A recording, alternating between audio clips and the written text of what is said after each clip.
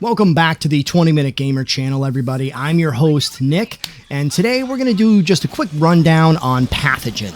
So enjoy some B-roll footage, and we'll pull in what we need.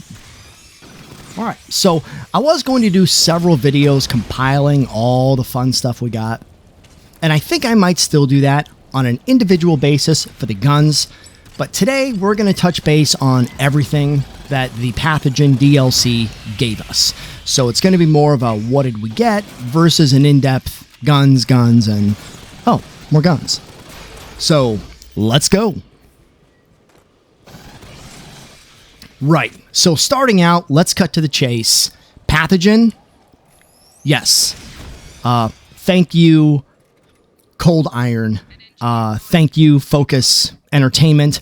I believe that's who they're working with as well. I am extremely excited about this DLC, and not just because it's DLC, but specifically for what was offered with it. It may only be 3 missions, but new environments, environmental details, just everything with the DLC, I'm enamored with.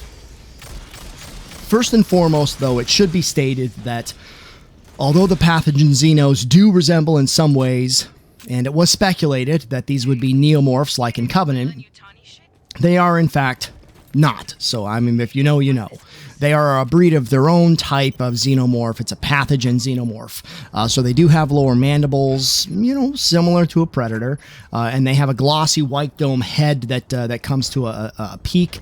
Like you see in the neomorph, it's less broad from stem to sternum, so to speak. So a little bit of a throwback and a blend of different aliens, but it's just a mutated xenomorph, a mutated traditional xenomorph. So what did we get with Pathogen? Well, Pathogen is one single campaign supported by 3 missions that pits Xenos against Colonial Marines.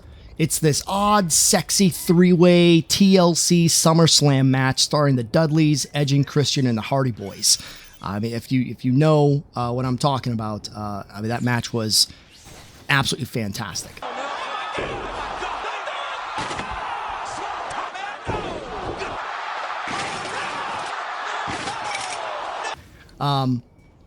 As you dive into the campaign, Cold Iron takes no time in kind of showcasing what you're up against and trying to drive that home with a little mystery.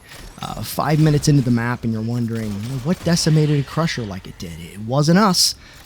The first mission, Scout, is filled with these types of attempts at mystery and thrilling moments. And comically, I wouldn't say they failed. I just didn't get any kind of suspense woven into their process. It's cool. I just wouldn't say that I'm here for the thriller horror aspect. I'm here for the action. And in one of the first dev interviews that Cold Iron did, like a year ago, 9 months ago even, they said specifically, you know, listen, there's other games out there that try to capture the thriller, the psychological thriller aspect of Alien, and we aren't trying to do that. We wanted to bring forward something from the 80s that we fell in love with, which was the action of the movie Aliens. So, yeah, I think they capture the action fair enough. I don't have any problems with the action that they present, but the thriller aspect, the, you know, mystery type, I just kind of got a little bit of a, you know, haha from it. So, as the missions pan out, I want to point out that I think Cold Iron got something done right here. They perfected something. In one of my earlier reviews of the game, one of my talking points of the game, I felt that the harder missions needed to be balanced out better. My thought process was give us more runners and less elites, or give us more elites and less runners. And I do kind of draw the line with elites, and I think that the experience we gained based off elites is a little different than... I'm defining elites as warriors, drones, crushers, Praetorians, your real beef eater sons of bitches, right? your prowlers, your bursters, your spitters, to me, they're a little bit more commonplace and easier to deal with than a Praetorian, right? For example. So my initial thought was on the original four campaigns, the original 12 missions, the harder the difficulty, everything is amped up, right? The runners get a higher hit point, and the runners get more plentiful. The bursters get a higher hit point, and the bursters get more plentiful. Your drones, your warriors, there's more of them on the map, and their hit points are ridiculous. I always felt that something Cold Iron missed was on the harder difficulties.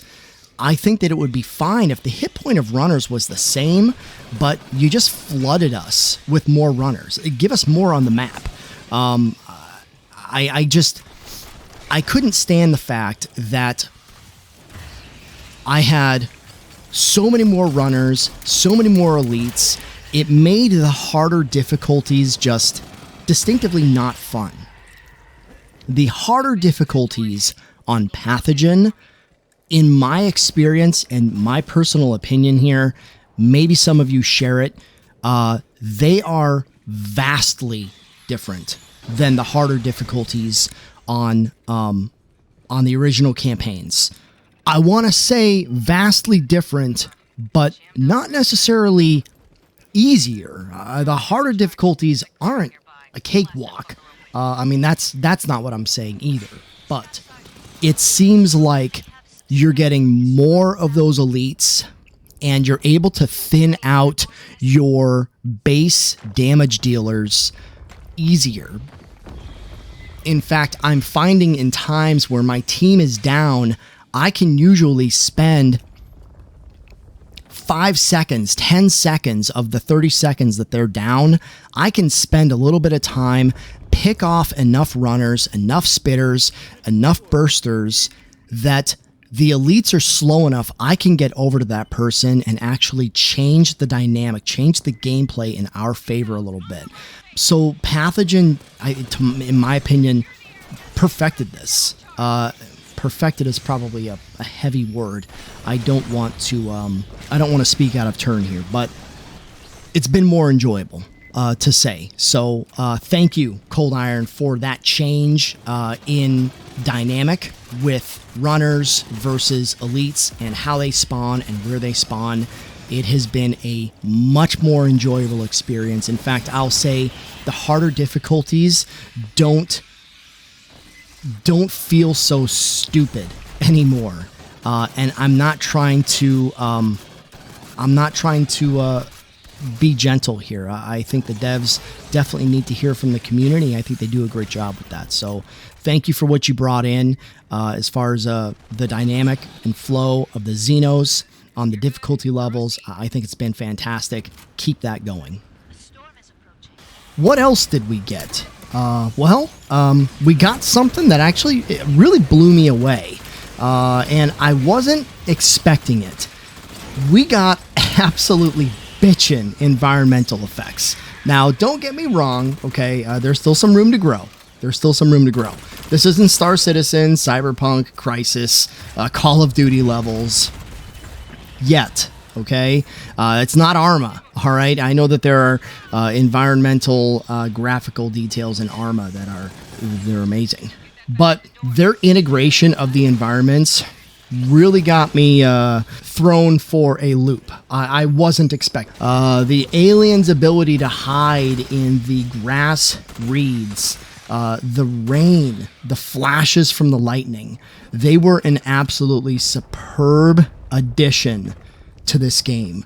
I think about aliens when they first land. That APC rolls out and it's raining. Right, you get that. You have that rain, and Hudson run a bypass, and he slams himself up against the up against the wall and drops the panel, and he does his fun little hacker thing, which they don't really show. They just show him clipping two things to the power nodes there. and boom, the door opens and everyone is soaking wet, and that's something that I really remember being in the military. I remember falling asleep in really crappy conditions, and the environmental effects that they brought forward here. I absolutely loved them. I loved them. I loved my first playthrough of the game. I learned not to hang out in the grass reeds. The first day the game was out, I ran into the reeds looking for the device, and I got swarmed. I got swarmed by aliens. I had no idea where they were coming from. I had no direction. I had no distance. All I knew is that my back was getting hit, and I turned around and blasted that one, and I was getting hit on my left, and I turned to my left and I blasted that one, and it was a hell of an experience, and I need more of those moments. I want more of those moments. The second mission, when you land and the storm is there and it's raining, just that experience, they just did such a great job with, you feel cold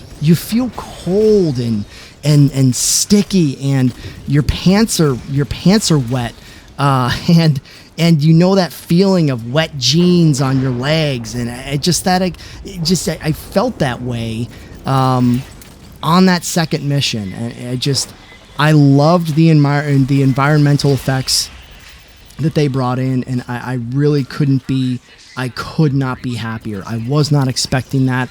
I was expecting an environment similar to what we've had already, Katanga, Lakasi Tower, maybe some woodland, some rock, but even on the other missions in the original campaign, and forgive me, I'm horrible with the levels. The bridge mission where the Cheyenne gives you close air support. Even then, the environmental details were not what we got in Pathogen. So, thank you for that, Cold Iron. That alone makes playing these 3 missions over and over and over again worth playing over and over and over again. So thank you for that.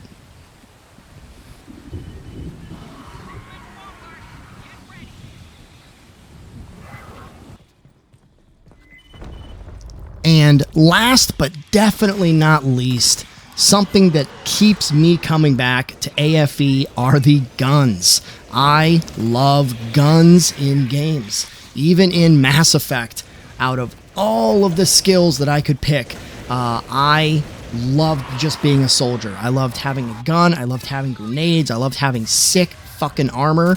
I love it. So, kicking off the list in no particular order is a newcomer to the game, new manufacturer. This new manufacturer's name is AlphaTech. They have a very specific skeletonized design to all of their weapons. They're great. I have really enjoyed all of the guns that have come from AlphaTech so far. So I really look forward to seeing more of them. But kicking off the list is the 4 Charlie 2 Astra. The Astra is a burst full auto rifle. So it fires a burst of 3 rounds, carries on with another 3-round burst, delay, 3-round burst, delay. Now you can use that to your advantage if you have a sensitive trigger and you don't like to hold down the trigger, but you know what? If you like to hold down that trigger, you still have that full auto capability at your fingertips. The next weapon, the Lem STG 24 Storm Rifle. Now this is a rifle based off of the Storm Surge SMG. More of a sniper rifle, higher accuracy, but it's also a burst mode as well. Opening up the CQW list is another AlphaTech, the 6 Alpha Jaipur SMG. Kind of a small box magazine. I've kind of fiddled with it a little bit. I don't think that you get a ton of ammo, but close range, I really think this thing shreds. I think that it might give a little bit of a run for the money on the flechette, but I've really enjoyed using it. For me, the Jaipur is definitely more of a backup in those close situations. It would not be my recommendation for your full force primary use weapon. All right, we got to talk about this one. Coming in the CQW category, our fourth weapon on the list is the Echo Delta Sierra 93 Zadak Plasma Discharger. This energy shotgun is absolutely mental. I love this shotgun. Now, I had really high praise for the M51 scattergun, and don't get me wrong, I still love that one. But in the realm of leveling up the new weapons, this plasma discharger took no time at all for me, because the Zadak, this thing puts heat downrange and at a good distance. I've definitely waxed my fair share of Xenos from across the map with this thing, and if you are able to get on target the weak points for drones and warriors, Praetorians, Crushers that come your way, the Zadak makes short work of them. I highly recommend looking into making this a mainstay of your arsenal. Highly recommend it. All right, jumping into the handguns now. We've got the 8 Alpha 7 Dambuya. I don't know how they intend for that to be spoken, but it's a machine pistol. It really kind of resembles, for me, the Chris Vector. I think it's got a lot of those design notes, but like I said, Alpha Tech's guns all kind of have the same design note. So this one is no exception. And just like the Jaipur and just like the Astra, I think this thing's got a pretty decent rate of fire. And I've enjoyed using it. I haven't leveled mine up yet. I don't usually play a lot of classes that have pistols as part of their arsenal, so I'm working up to it. But I've really enjoyed using this one. All right, our second handgun is the Uniform 1 Alpha 2 GL conversion. This thing is awesome. I can't really say enough good things about it, but it also does have some bad things about it. It's kind of like the X1 Fireball. You do have that delayed time on target when firing a round, and you do have to account for that trajectory, okay? The sights that are on the screen are not where the round is going to impact, okay? So please keep that in mind. They've done a great job. You can see how the sight is canted down a little bit toward the front, and it really does fire that way. So if you're within, I'd probably say 20 to 50 feet, you're going to want to aim down a little bit from that top chevron, all right? But this is basically a modern day, it's basically what we would consider a modern day M320 grenade launcher, all right? So they basically took the 40 millimeter grenade launcher off the bottom and off the bottom of the M41A pulse rifle and slapped a handle on it just like they did. And I think this is a great nod toward where we have gone currently with grenade launchers on rifles. Really kind of a great nod to where we've gone, and it's all right. Yeah, I don't have anything horrible to say about it. All right, now coming into the heavies, we've got one that is kind of a favorite of mine. It's a 2 Bravo 1 Vajra. Vajra? Could it be Vajra? Another one of Alpha Tech's guns. Same design notes, same skin color as well. This thing is a box magazine, fully automatic rocket launcher. It is a on-point grenade tosser. There's no delay in the grenades. Where you aim, this sucker goes. I had an absolute blast running with this thing when the game first launched. I think it was the gun that I ran with the most as a demolisher, all the way up to the Queen. So fantastic gun. I love it. All right, and rounding out the list, you had me at autocannon, is the Thunderbolt Mark II. Another one of Hyperdyne's creations.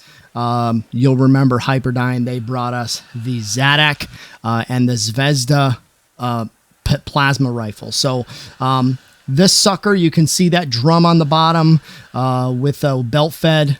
It's just got a slower rate of fire, similar to the M51 heavy pulse rifle.